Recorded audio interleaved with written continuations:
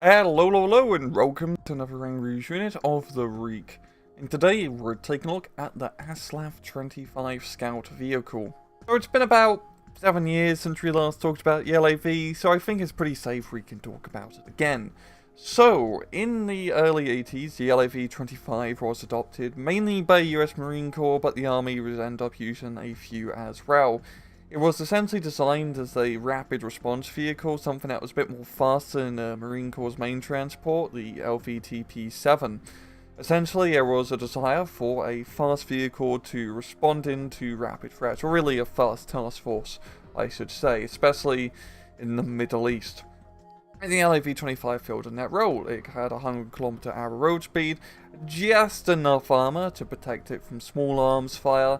It was also amphibious, which was pretty important for the Marine Corps, and it was armed with a 25mm Bushmaster autocannon, which really turned it from an APC into an IFV. It is still in service with the Marine Corps to this day, and isn't planned to exit service till 2035. It's also been used by other countries, such as the Australians, who in the late 90s adopted it as the ASLAV. Also, fun fact, this vehicle was built by General Dynamics Land Systems in Canada, of all places, which is something that's new to me.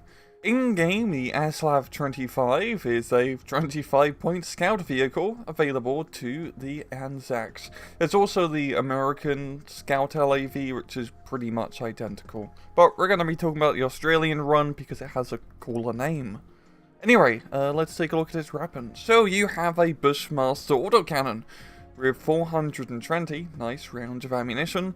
It's a pretty damn good autocannon, definitely one of the better ones in the game. Good accuracy, pretty good stabilizers, you know, standard rate of fire, decent AP, decent range. It's a good autocannon, all things considered. And then you have a machine gun. Yeah.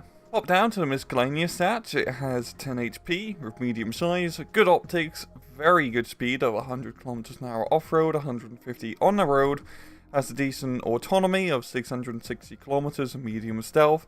It also is an amphibious unit, and it is type restricted to motorized and mechanized decks. Oh, I forgot to talk about its armor. It has one frontal armor, one side armor, one back armor, and I think it has one top armor too. So in battle, the ASLAV/ASLAV-25 scout vehicles are pretty decent scout vehicles. In the whole genre of autocannon scout vehicles, they're pretty damn good. They're really fast, they have decent enough optics. Really, you only need good optics with ground-based recon vehicles, I find.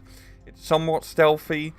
It's also amphibious, which is actually a pretty good trait for a scout vehicle, which allows you to actually take some rather cheesy maneuvers on some certain maps to get into the enemy rear. And in both the Anzac and American decks, there's also a regular recon version of the ASLAV-25. For 5 points less, you get worse optics in the vehicle tab, which honestly, the recon run is probably a little bit more useful overall. The vehicle run is definitely a bit better if you just want to spam a bunch and just rush a bunch of lavs down the road. I mean, who would do that? In Commonwealth decks, the ASLAV is definitely the best recon vehicle of choice. Its only real competitor is the Coyote, and for 20 points more, you get a slightly better cannon and slightly better optics.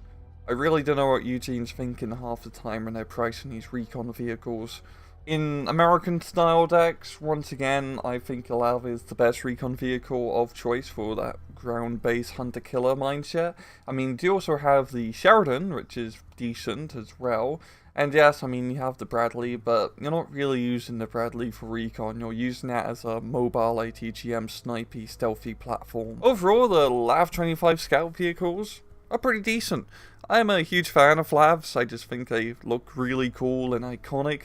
And having a fast amphibious unit to sneak around the rear and eventually get blown up by something, because you only have one frontal armor, and one side armor, and one back armor, and one top armor, you know, it's good for what it does. And as an enthusiast of the cult of the autocannon, I like anything which has an autocannon on it.